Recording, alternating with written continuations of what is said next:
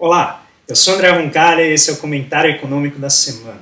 Na mesma semana em que Bolsonaro e Paulo Guedes ameaçaram o Brasil de se tornar uma Argentina, ou pior, uma Venezuela, a mesma equipe econômica chegou à conclusão que todos nós já conhecíamos de que o primeiro trimestre do ano de 2021 certamente não terá crescimento econômico.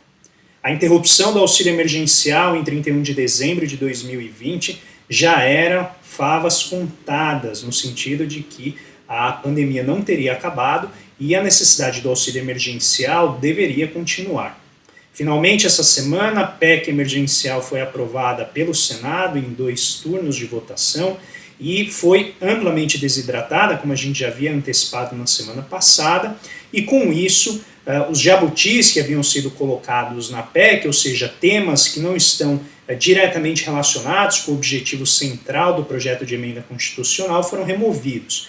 Dentre eles, a remoção, ou extinção dos pisos de gastos na saúde e na educação, e também a redução ou extinção do repasse do Fundo de Amparo ao Trabalhador para os cofres do BNDES, como forma de financiamento do Banco de Desenvolvimento.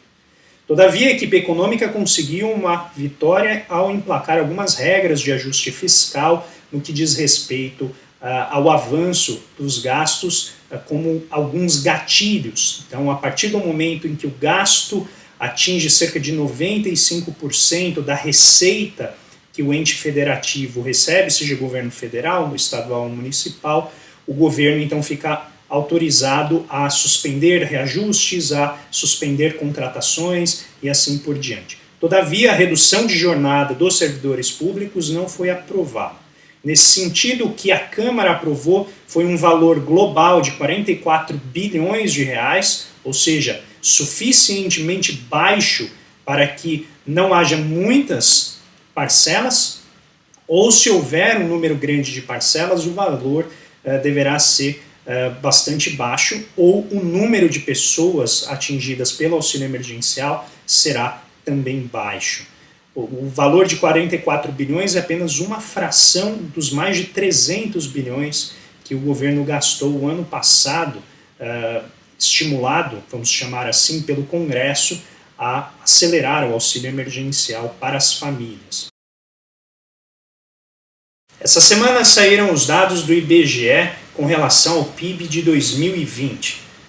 A atividade econômica teve uma queda acumulada no ano de 4,1%, abaixo das estimativas no início da pandemia, mas ainda assim a maior queda desde o início da série, em 1996. Os dados revelam uma queda do PIB per capita de quase 5% em 2020, como mostra esse gráfico.